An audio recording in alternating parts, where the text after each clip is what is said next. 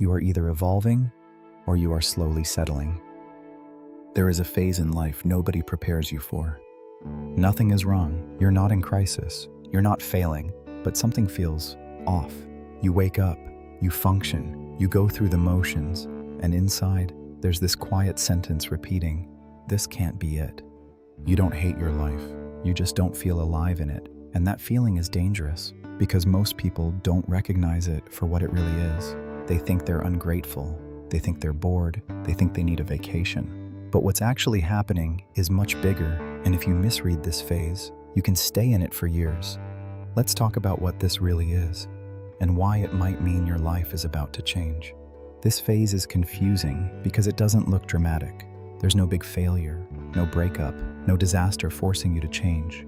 On paper, your life is fine. Maybe you have the job you worked for, the relationship you hoped for, the routine you once wanted, but the excitement you expected never came. Or it came and faded faster than you thought. Here's the truth most people avoid. Growth doesn't feel like fireworks. It feels like restlessness. It feels like your current life suddenly fits tighter than it used to. Like wearing clothes that still look good, but don't fit anymore. Nothing is wrong, but something is finished. And that's the part that scares people. Because when something is clearly broken, you fix it. When something is quietly complete, you don't know what to do next. So you sit in the in-between, functioning, smiling, showing up, but feeling disconnected from your own momentum. And this is where most people make a mistake that traps them longer than they need to be. When nothing feels right, the instinct is simple. Change something, fast. New job, new city, new partner, new goal, new version of yourself. Anything to shake the feeling. Because sitting in uncertainty feels unbearable. But here's the problem.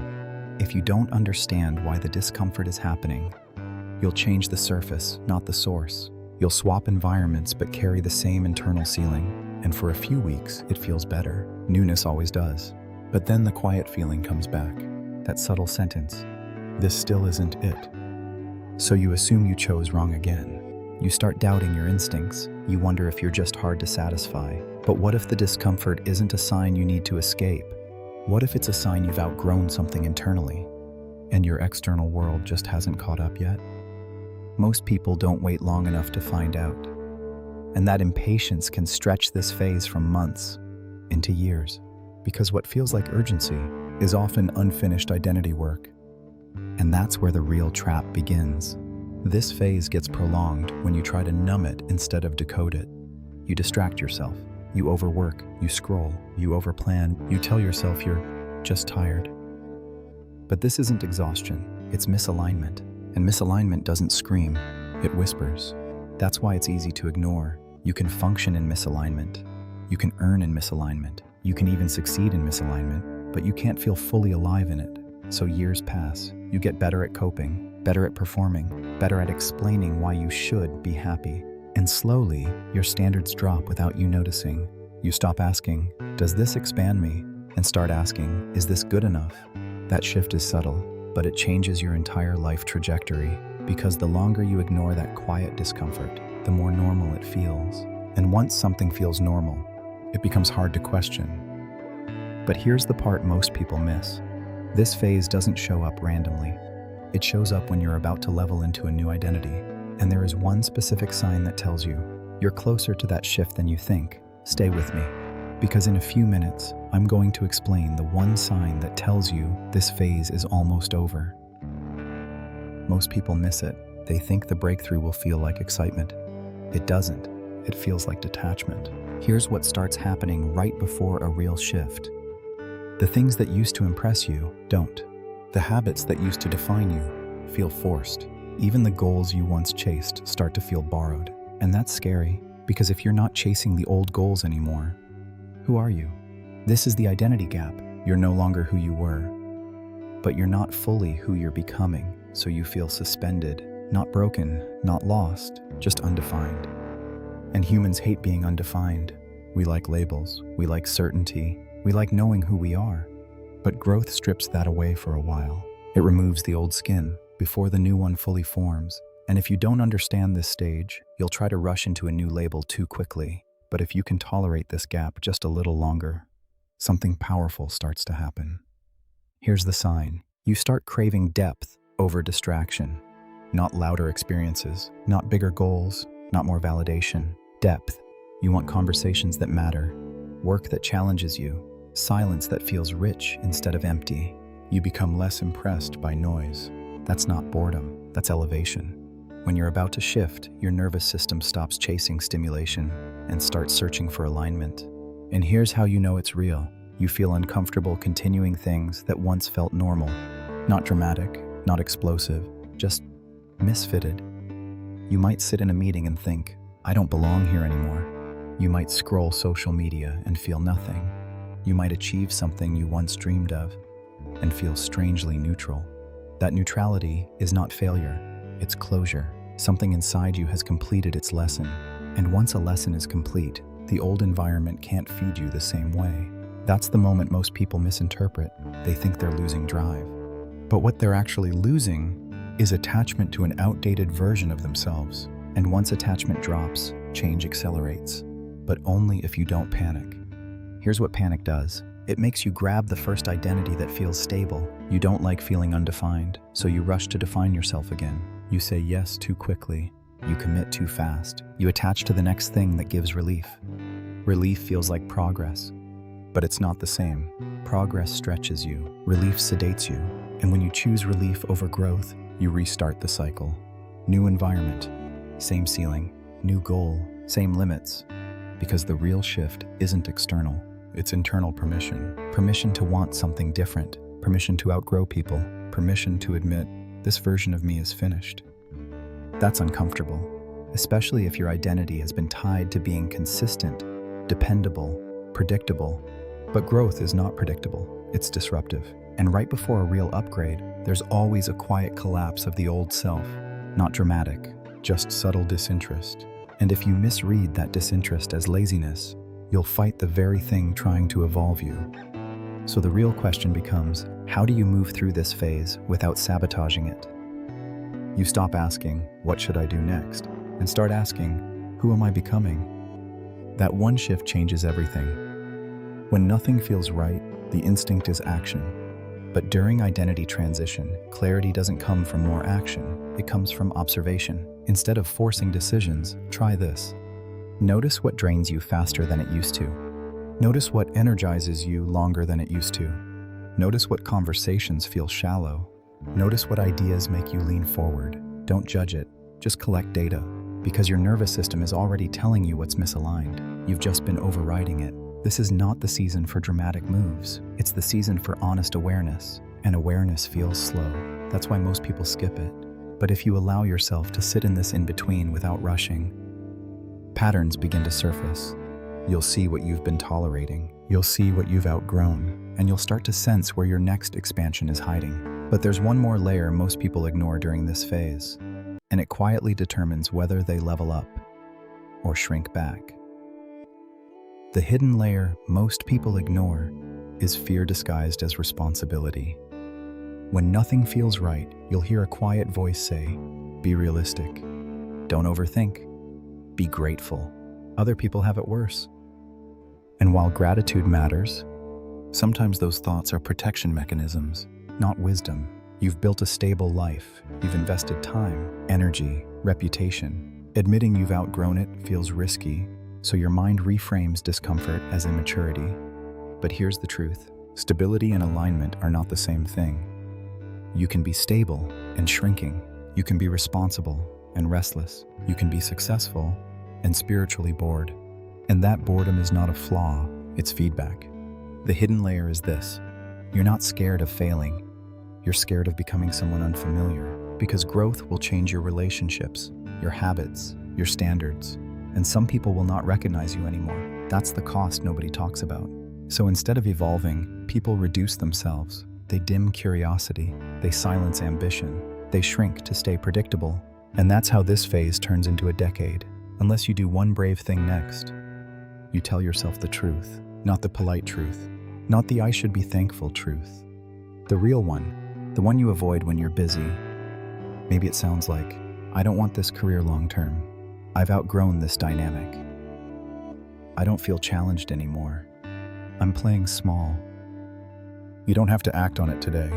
You just have to admit it, because clarity begins with honesty, and honesty feels dangerous at first. Once you name it, you can't unsee it. But something interesting happens when you tell yourself the truth. The fog lifts, you stop feeling crazy, you stop feeling ungrateful. You realize the discomfort isn't random, it's directional. Your internal system is recalibrating. And here's what most people miss. When you finally admit the truth, energy returns. Not excitement yet, but momentum. Subtle, quiet. Like something inside you finally exhaled. And that's when the shift actually starts. But momentum alone isn't enough, because there's still one trap that can pull you backward right before the breakthrough. The final trap before transformation is waiting to feel 100% certain. You tell yourself, I'll move when I'm sure. I'll change when I have a full plan. I'll speak up when I know it's right. But certainty rarely comes before action. It comes after alignment. And alignment doesn't shout, it nudges, softly. If you wait for fireworks, you'll stay frozen. Because growth signals are subtle. They look like feeling done explaining yourself, losing interest in proving your worth, craving fewer but deeper connections, wanting peace more than applause. That's not confusion, that's maturation. The trap is mistaking quiet clarity for lack of passion. In your early stages, growth is loud, ambition, hustle, validation. But at the next level, growth is quieter, more selective, more intentional, less, look at me, more, this feels right.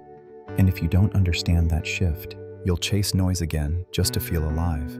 But the truth is, this phase isn't asking you to explode, it's asking you to refine. And refinement feels slower, but it's far more powerful. Now let's talk about what actually changes once you honor this phase. Because this is where people finally feel the breakthrough. Not because everything outside changes overnight, but because something inside locks in. When you honor this phase, 3 things start shifting. First, your tolerance drops. You stop over-explaining yourself. You stop forcing conversations. You stop saying yes just to keep peace, not aggressively, just naturally. Second, your focus sharpens. You don't want 10 goals anymore. You want one that feels true. Noise becomes exhausting. Depth becomes attractive. And third, your energy reorganizes. You may not be louder, but you're clearer, and clarity attracts opportunities that match your new standard. Here's the quiet part nobody sees. Once you internally detach from the old version of you, your external life starts rearranging. Some relationships fade. Some invitations stop coming. New ideas appear. At first, it feels unstable, but it's actually calibration. You're no longer available for what fit the old you. And that creates space. Now here's the part most people misunderstand about this space. It feels empty before it feels exciting. And that emptiness is where the real transformation finishes forming. And that emptiness is not regression, it's construction. When you detach from an old identity, there's a gap. Old habits drop, old goals fade, old dynamics lose energy, but the new structure hasn't fully built yet. So you feel space. And humans are uncomfortable with space. We rush to fill it, with noise, with distractions, with the next commitment. But this empty space is sacred. It's where your standards reset. It's where you decide what you no longer tolerate. It's where you stop chasing and start choosing. If you can sit in this quiet phase without panicking, you'll notice something powerful. Your decisions become slower, but stronger. You don't jump at attention. You don't cling to validation. You don't perform for approval. You begin operating from selection instead of reaction. And that's when people around you feel the shift, even if they can't name it. Your presence changes. Calmer, less needy, more grounded. But here's the tension. Not everyone will celebrate that version of you. And how you handle that response determines whether you fully cross into the next level or retreat. Here's something most people don't expect. When you grow quietly, some people feel it as distance. Not because you've become arrogant, but because you've become less available for dynamics that once bonded you. You're not as reactive, not as eager to argue, not as desperate to be understood. And that can confuse people. They may say you've changed. They may joke about you being different. They may try to pull you back into the old version of you. And this is where many people fold, because staying consistent with who you were keeps relationships comfortable, but evolving, creates tension. You'll feel tempted to shrink just to keep harmony, to laugh at things that don't align anymore, to participate in habits you've outgrown, to soften your standards. But remember, this phase isn't about rebellion, it's about refinement.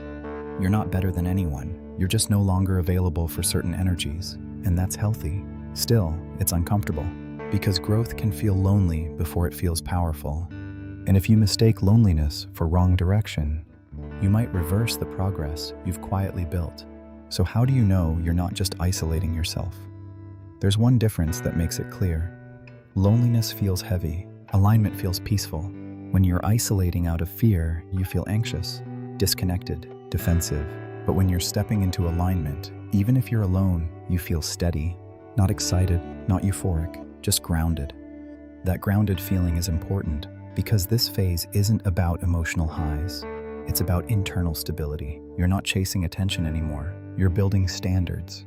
And standards filter your environment. Fewer distractions, fewer shallow connections, more intention. It might look like you're pulling back, but what you're really doing is recalibrating. And recalibration is quiet work. No one applauds it. No one posts about it. But this is where your next level gets built, slowly, internally. And here's the interesting part. The more you accept this phase, the faster clarity sharpens. Because resistance slows growth, acceptance accelerates it. And once clarity sharpens, you begin to see exactly what your next move should be.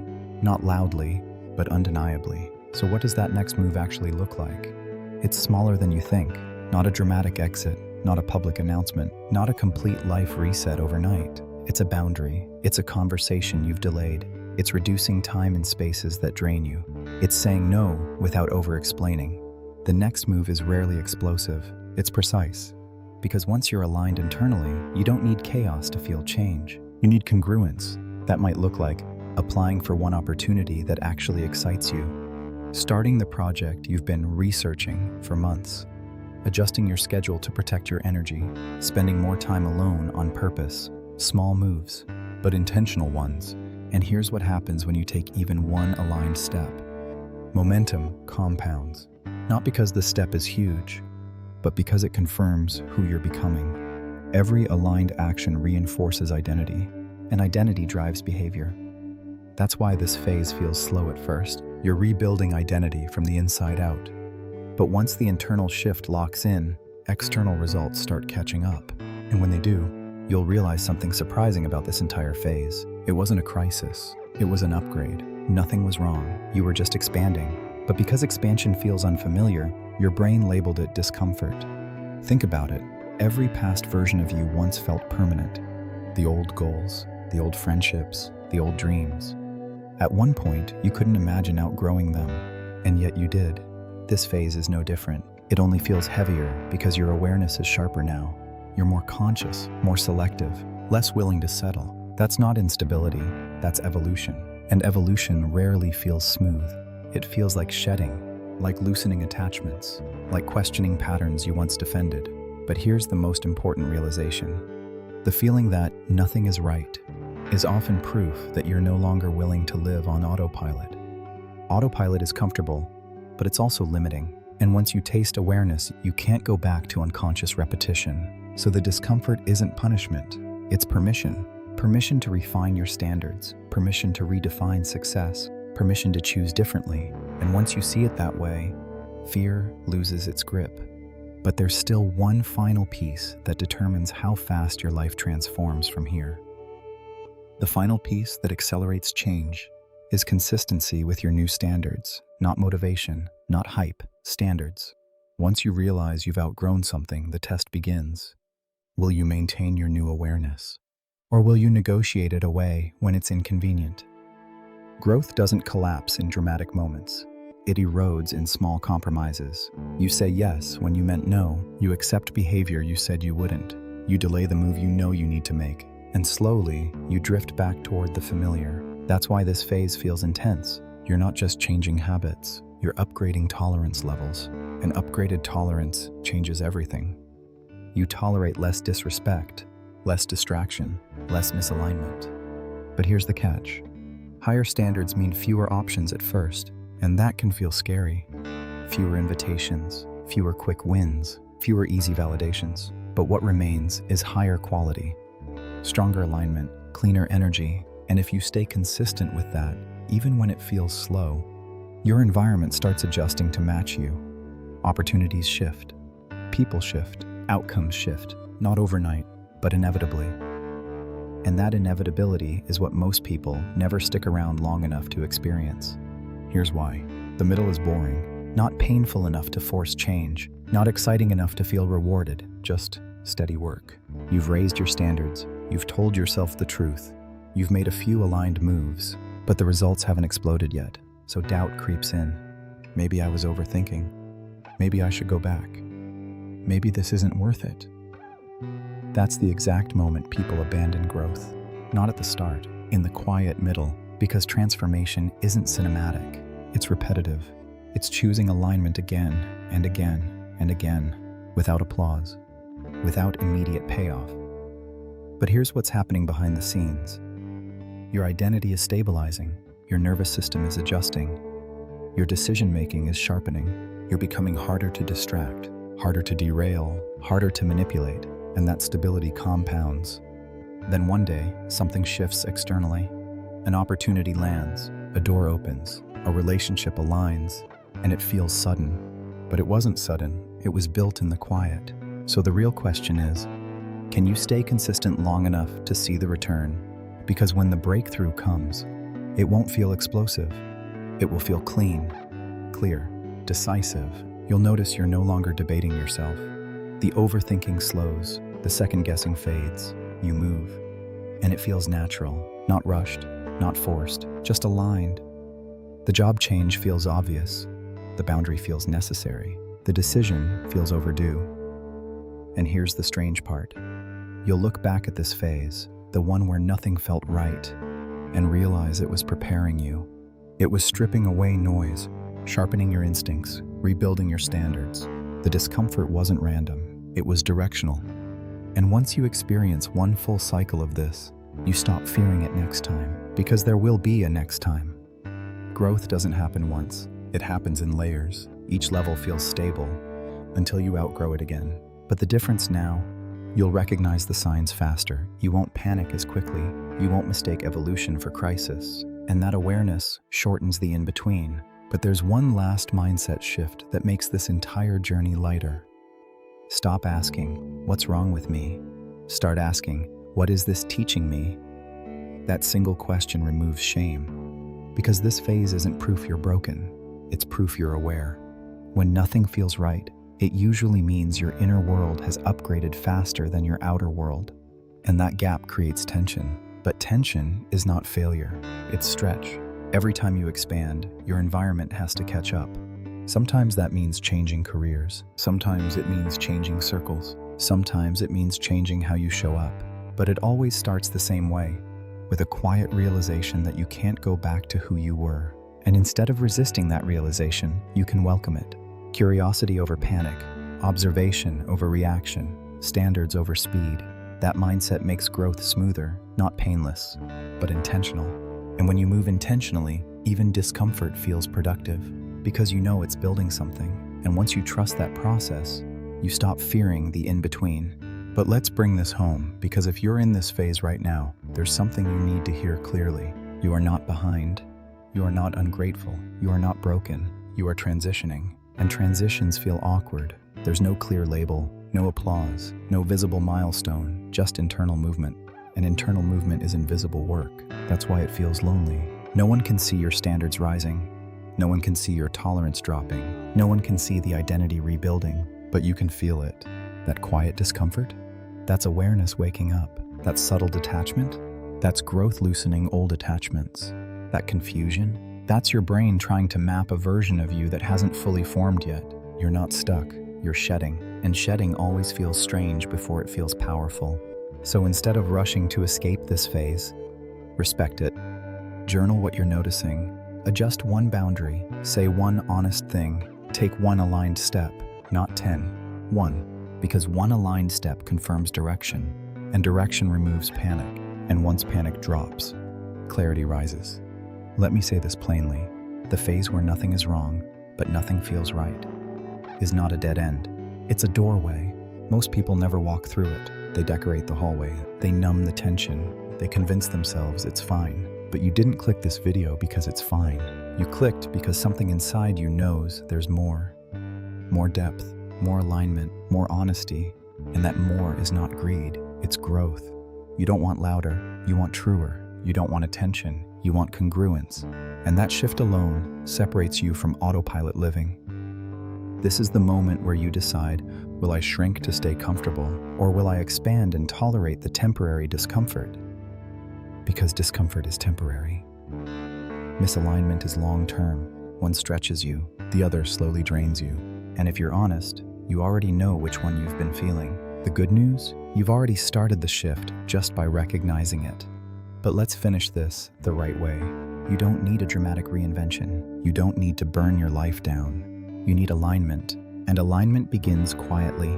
It begins when you stop betraying small instincts, when you stop laughing at things that don't feel funny, when you stop committing to things that drain you, when you stop shrinking your curiosity to stay acceptable. This phase feels confusing because it doesn't come with instructions. But here's your instruction. Protect your energy, raise your standards, move intentionally. That's it. You don't need the full blueprint yet. You need the next aligned step. And remember, clarity grows from action, not massive action. Aligned action, the kind that makes you feel steady after you do it, the kind that reduces internal noise instead of increasing it. If a decision feels chaotic, rushed, or reactive, pause. If it feels calm, grounded, even a little scary but true, move. Your nervous system knows the difference. You just have to stop overriding it. And when you do, the life that currently feels off will begin reorganizing itself around the version of you that's emerging. One day, you'll wake up and realize something. The heaviness is gone. Not because your life is perfect, but because it fits. The conversations feel aligned. The work feels intentional. The boundaries feel natural. You're not forcing your personality. You're not negotiating your standards. You're not wondering if you're settling. You're just steady. And that steadiness is the real breakthrough. Not applause, not attention, not validation, peace. And peace is earned through alignment. So if you're in that strange middle right now, where nothing is broken, but nothing feels right, trust it. It means your awareness has outgrown your environment. It means your next level is forming. It means you're no longer satisfied with autopilot. And that's powerful. Stay with the discomfort long enough to understand it. Tell yourself the truth. Take one aligned step, then another. Because this phase, it's not here to confuse you. It's here to evolve you. And evolution always feels unfamiliar, right before it feels like home. If this resonated, don't just nod and move on. Pause. Ask yourself one honest question. What have I outgrown that I'm still tolerating? Write it down, not to panic, not to make a dramatic decision tonight, just to acknowledge it. Awareness is the beginning of alignment, and alignment compounds. If this video found you at the right time, that's not random. Growth content only hits when you're ready to hear it. So here's what I want you to do next. Re-watch the section about the breakthrough sign. Listen carefully to what you've been detaching from lately. That's your clue. And if you're willing, drop one word in the comments that describes this phase for you. Not a paragraph, one word. That word will tell you more than you think, because naming a season gives you power inside it. And if you're not in this phase yet, remember the signs, so when it arrives, you don't mistake evolution for crisis. Now let's seal this properly. You are not stuck. You are not lost. You are not failing at life. You are between identities. And that space feels strange because you can't introduce yourself as it yet, but it's forming, quietly. Every time you say no to what drains you, every time you tell yourself the truth, every time you choose depth over distraction, that's evolution in real time. And here's something most people never realize. The version of you that feels misaligned right now once prayed for the life you're living. Don't disrespect that version. Honor it. It got you here. But don't stay loyal to it if you've outgrown it. Growth requires gratitude and detachment. You can appreciate what built you without being trapped by it. And the moment you understand that, this phase stops feeling like a problem. It starts feeling like preparation. Preparation for a life that fits tighter, cleaner, more honest. Now there's just one final reminder before we close this out. The phase where nothing is wrong, but nothing feels right. is a test, not of your strength, but of your self-trust. Will you trust the quiet signal inside you, even when there's no external proof yet? Will you honor the subtle misalignment, even when everything looks fine? Because the people who build lives that truly fit them are not the loudest, they are the most honest. They listen early, they adjust intentionally, they don't wait for collapse to justify change. So if something feels off in your life right now, don't panic, don't numb it, don't label yourself ungrateful. Lean in, observe it, respect it, because this isn't the phase where your life is falling apart. It's the phase where your old identity is, and once it falls away, you don't lose yourself. You meet the next version, the one who doesn't settle, the one who doesn't shrink, the one who doesn't confuse comfort with alignment. And when that version fully steps forward, nothing will feel wrong, because for the first time, your life will feel like it fits.